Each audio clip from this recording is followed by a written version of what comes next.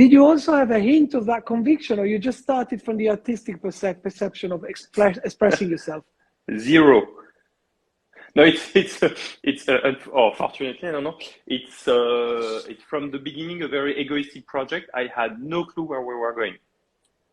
Well, where I was going at the beginning, and it was really designing something for me because I missed it. I wanted this watch, and I couldn't get it without doing it myself. So I told myself, okay, let's do it. And I did not know much about watchmaking, and I did not know much at that time about independence as well. When I started drawing that, if you told me about MBNF, I knew a bit about MBNF, but the rest, or even, well. Absolutely. So it was not planned like this.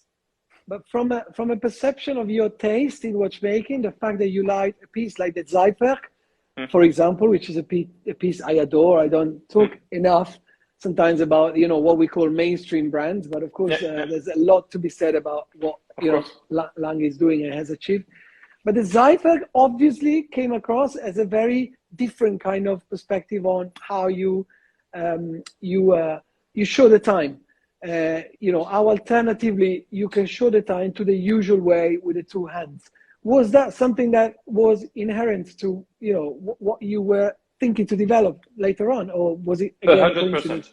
Yeah, of course, and that's our philosophy. We would never be able to do a 2 hands or 3 hands watch as well as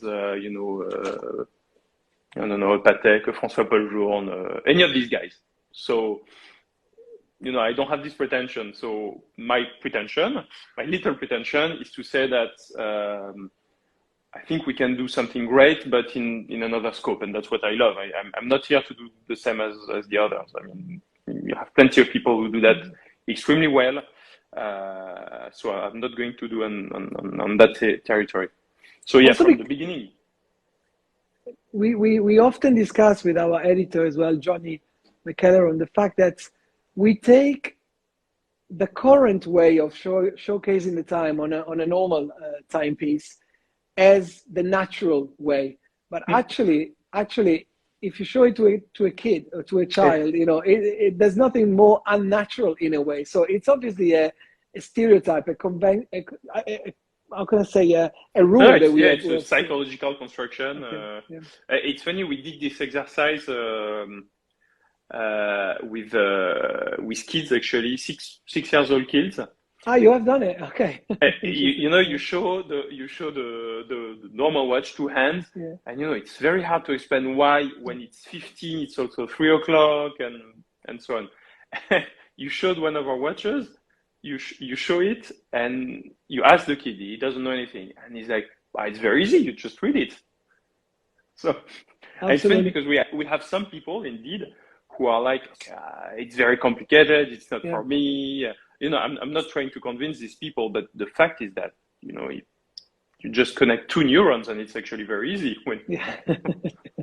I totally understand. And it's and even so, you have to be able to read it, of course, but even so, I always say that our clients are not train station skippers.